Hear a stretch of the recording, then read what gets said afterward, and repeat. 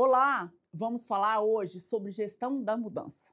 Eu quero começar com uma provocação importante, que pode soar um pouco estranha nesse mundo frágil, volátil, incerto e disruptivo, que é a expressão mais emoção e menos razão.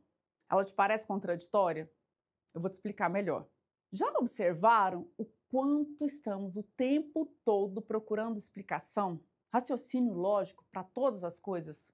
Pensa comigo. O quanto a razão, quando isolada, costuma nos aprisionar em análises extremas de certo e errado, custos, benefícios e riscos. E muitas vezes a razão se considera o que de fato importa, o ser humano. E hoje, principalmente nesse contexto do audiovisual em rede, nós estamos o tempo todo falando de dados, algoritmo, de como a inteligência artificial vai ou não vai substituir o ser humano. E é por isso, gente, é justamente por isso que precisamos recuperar a emoção. E eu quero te fazer uma pergunta. Quando foi a última vez que você mudou de ideia porque se conectou com algo que te tocou profundamente?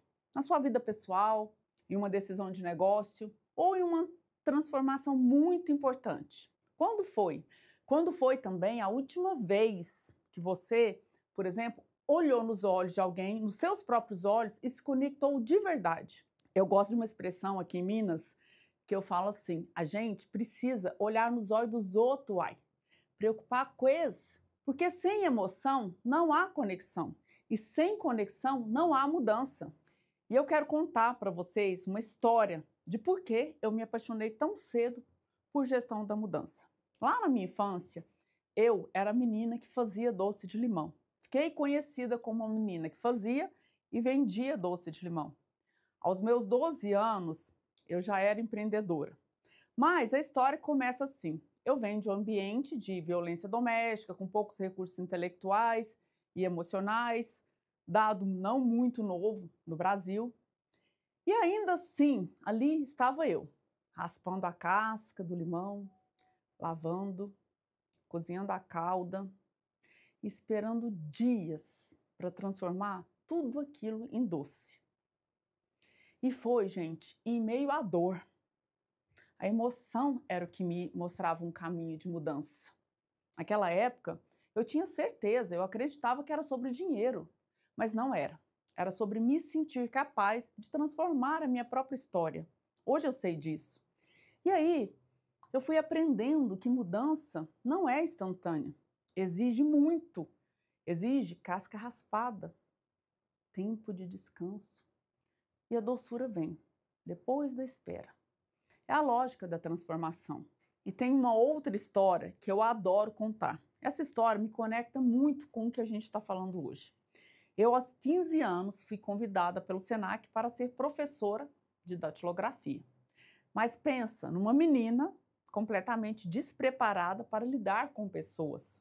Eu dava aula, gente, para adultos. Eles trabalhavam o dia todo e iam para a escola à noite. Eu não sabia nada sobre escuta ativa, sobre olhos nos olhos. E eu aprendi, olhando nos olhos dos meus alunos, que a técnica, ela treina, organiza, planeja, mas só a emoção conecta. Eles, os meus alunos, desejavam a mesma coisa que eu, que era se sentir capaz de construir uma vida melhor. E essa conexão foi me trazendo elementos para construir a tese que eu defendo hoje, que é a tese da intenção verdadeira. A intenção verdadeira é o seu porquê mais genuíno, é visceral, é o que orienta a sua direção. Ela nasce quando a gente tem coragem de se conectar com a nossa emoção mais profunda. Sem motivação, as pessoas não vão mudar. E não é, gente, pensa comigo, não é por falta de modelo, nem de método, de estrutura. É porque líderes e pessoas falham quando esquecem de acessar a emoção que realmente engaja, que conecta. Tem muitas pesquisas hoje revelando que quase 40% das lideranças não estão preparadas para gerir mudanças. Vocês imaginam por quê? Porque falham em se conectar com as pessoas, em acolher suas próprias emoções e as emoções da sua equipe. E sabe como isso funciona? Quando a emoção não é acolhida, ela começa como um sussurro interno, uma vozinha que você tenta calar. Eu vejo isso muito na prática. Trabalhando em todo o Brasil, com culturas e pessoas tão diferentes, eu costumo dizer assim, ó, que eu estou no gerúndio, aprendendo gestão da mudança com as pessoas. Nessas estradas aí pelo Brasil afora, eu tenho o privilégio, é um presente que eu recebi na minha vida profissional, de já ter vivido inúmeras histórias. E eu vou contar 2 causos aqui para vocês. O primeiro, que eu chamo o cliente do medo, era um projeto de gestão da mudança e ele me chamou num cantinho ali e disse assim: Patrícia, a empresa não está preparada para a mudança. Gente, mas vocês não têm ideia. Sabe o que os olhos dele me mostravam? Outra coisa. Não era medo de mudança, nada disso. Era medo de perder o controle, o poder. E aí eu fico pensando, como nós vamos fazer transformações grandiosas se nossa mente só valoriza o controle, o racional? Isso não é só para gestão de negócio, para a nossa vida pessoal. E o outro caso, o segundo exemplo, é de um outro projeto, que eu chamo de A Intenção da Coragem. Era um cliente que tinha acabado de receber um convite que possivelmente transformaria a vida dele para sempre. Era a chance de entrar num negócio completamente novo, um projeto grandioso, fantástico. Mas eu falo que não vem nada de graça. A oportunidade exigia conhecimentos, competências que ele não dominava. E mais do que isso, gente, todo esse negócio podia colocar em jogo todo o patrimônio que ele acumulou em mais de 35 anos de trabalho. O medo era visível. E ele me fez uma pergunta. Adoro lembrar disso. Ele falou assim: Patrícia, qual que é a sua análise? Qual que é a sua opinião? Gente, eu devolvi a pergunta para ele. O que vocês acham que eu perguntei? Você tem medo de perder dinheiro? Ou tem medo de aprender tudo o que você precisa para iniciar esse novo projeto? O que paralisava não era o risco financeiro, estava óbvio, mas sim o desafio de ter que aprender algo completamente novo. E adivinha? Não foi na razão que ele tomou a decisão, não. Foi justamente na emoção, na vulnerabilidade de reconhecer esse medo. E foi da coragem que nasceu a decisão para avançar. Percebem? Gente, não é a lógica fria que sustenta a mudança. É o reconhecimento honesto do que sentimos. E quando falamos de sentir, eu poderia citar aqui inúmeros exemplos de pessoas que mudaram a história da humanidade. Vou escolher Malala, a jovem paquistanesa. A intenção verdadeira dela, antes de ser uma ativista, começou com um desejo simples, que era estudar, se sentir capaz de aprender, buscar conhecimento. Daquele sentimento nasceu uma ativista para a defesa pela educação de meninas no mundo inteiro.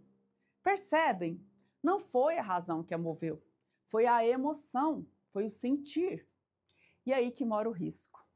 Quando adotamos modelos de gestão da mudança, estruturas, planejamentos, mas esquecemos de nos conectar com as pessoas, é muito fácil cairmos no discurso. Vamos mudar tudo, desde que tudo permaneça como está.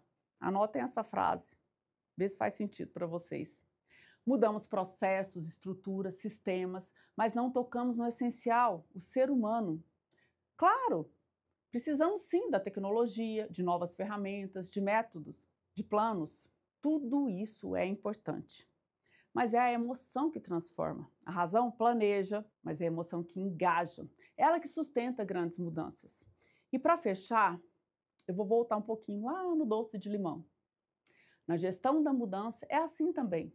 Precisamos raspar a casca, esperar o tempo certo, trocar a água para sentir a doçura. Eu quero deixar uma pergunta aqui para vocês. Qual é o sussurro que você anda ignorando?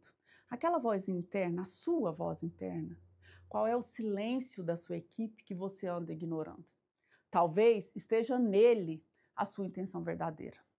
É das grandes emoções que nascem os melhores resultados.